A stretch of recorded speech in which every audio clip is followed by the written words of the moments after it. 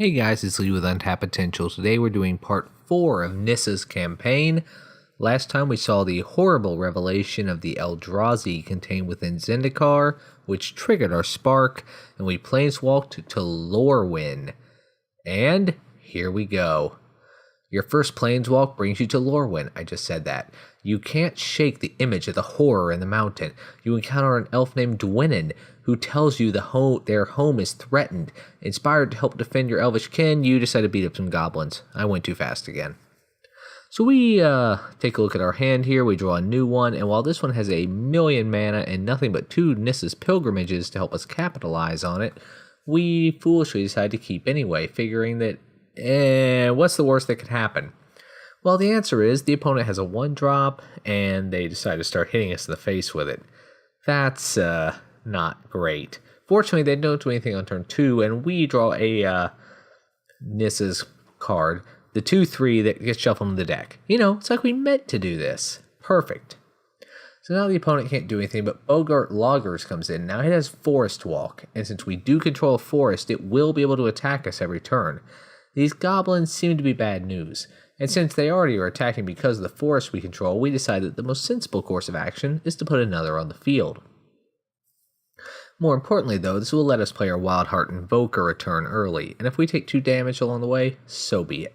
So he plays another goblin that lets him sack a goblin to deal some damage to us, or to a creature we control. That's unfortunate, but we go ahead and decide to establish our board position and offer our opponent a chance to trade with an attack. He doesn't take the bait, though, so we deal 2 quick damage, but here we go. Now even more goblin shenanigans are going down. Goblins are kind of obnoxious, so since he sacrificed a goblin, our creature gets -5/-5, which is enough to kill it, allowing him to attack us for 5 more damage and dropping us to 7 life. So again, fortunately we don't draw more land here, and we play a spider, and then we go ahead and get ourselves even more lands in order to help protect ourselves and to give ourselves a chance to ramp into something powerful in later turns. The opponent attacks with a 2/1 here, and I guess I feared some sort of combat trick and I just took it.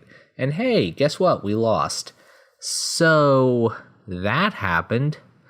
Inspired to help defend your elvish cousins, you join them on a hunt. That was the last sentence the first time, and now I'm kind of irritated. So let's wail on some goblins, shall we? We mulligan our first hand and keep a much more, well, it's a hand that has a plan. Our last hand didn't have anything. At least here we have a 3-drop as long as we draw a land. We don't draw a land, but we draw our 2-drop, so again, it's like we meant to do that. The goblins continue to play lands but do nothing else, and fortunately we draw a 3rd land to play our landfall creature. You'll remember this one from the previous episodes. It has the landfall ability that lets us gain 2 life every time we play a land. That has been invaluable so far. Okay, so Tower Fire goes ahead and wipes that out. Well, them's the breaks. But nevertheless, he had to waste his card to do it, and we have 3 mana, which is enough to start playing some Tree Folk shenanigans. Those are probably new since the last time we played. Lorwyn was a very unique block as far as that went. We draw another one of our landfall creatures, and we play it, figuring the opponent probably doesn't have removal again. He doesn't, but he sacks a creature to kill it anyway. Well, we've been wrong before. So we take a bit of damage here, and the opponent plays Bogart Loggers, which he can use to pay a lot of life, sacrifice a creature to deal damage.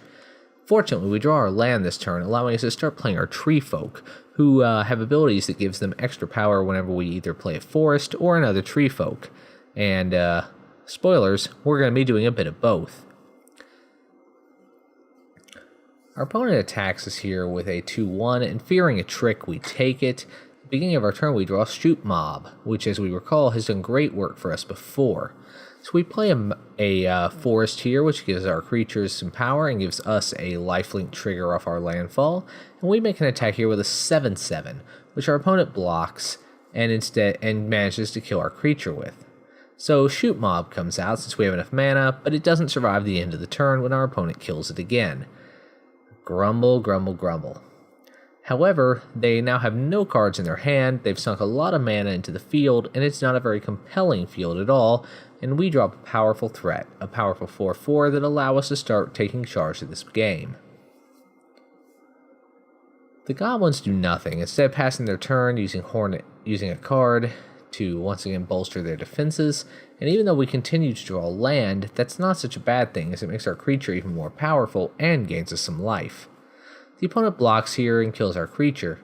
Kills our 2/2, mind you, but with the 8/8 gets chump blocked. So now our opponent's running out of cards, and we have yet another tree folk with 8 power and 8 toughness. The opponent attacks us, and we choose to take it since we're at 22. We don't want to risk a trick.